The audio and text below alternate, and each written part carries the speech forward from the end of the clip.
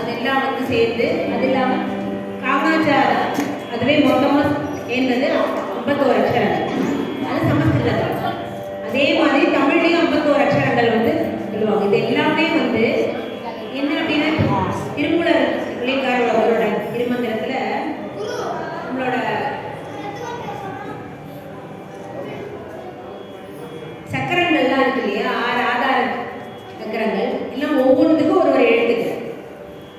மூலாதாரம், பாதித்தானம், மணிப்பூரகம், அநாகதம், விசுத்தி, ஆக்ஞை, அதுக்கப்புறம் வந்து தினம்பரகம், அது வந்து 7ஆவது. இந்த ஒவ்வொரு சக்கரத்துக்கும் சில எழுத்துக்களை வந்து சொல்கிறாங்க. ஃபர்ஸ்ட்ல மூலாதாரத்துக்கு 4 எழுத்தும், அதுக்கப்புறம் பாதித்தானம் அப்படின்னா 6 இதழ். அது வந்து 4 இதழ் கொண்ட தாமரை வடிவில் இருக்கும் அப்படின்றது தான் மூலாதார சக்கரம். அதே மாதிரி பாதித்தானம் அப்படிங்கிறது 6 இதழ் கொண்ட அந்த சக்கரம்.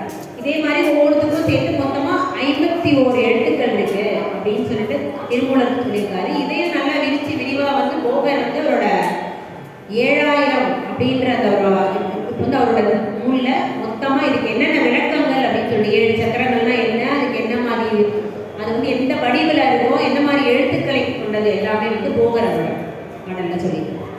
இந்த மாதிரி அகரம் முதலாய 51 அக்ஷரங்கள் இது எல்லாமே யாரோட வடிவா இருக்கு? சாமியோட வடிவா இருக்கு. அகர முதல் என உரை செய் 51 அக்ஷரமும். இது மட்டும் இல்ல, அகில கலைகளுமே எல்லாத்துக்கும் அந்த அதிபதியானவரே யாரு? முருகப்பெருமான். இந்த மாதிரி இந்த இது மட்டும் இல்லாம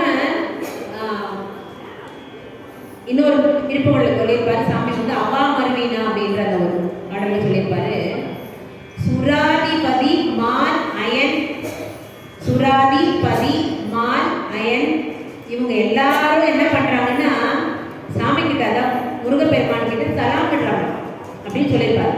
சுராதிபதி மாலயன் உமாலோடு சலாம், சுராதிபதி மால் அயனும் மாலோடு சலாம் எனும் சுவாமி மலைதனில் உரைவோடு.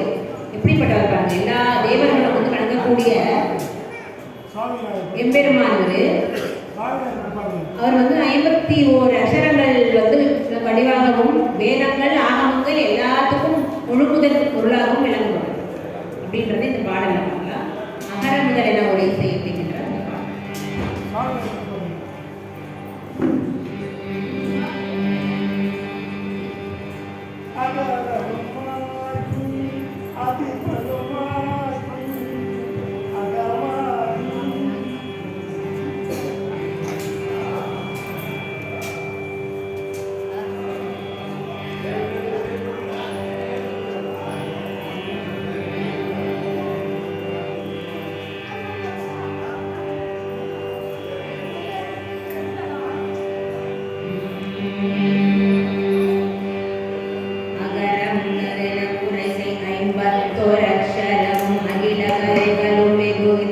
இதம் கொண்ட தத்துவம் அவரின்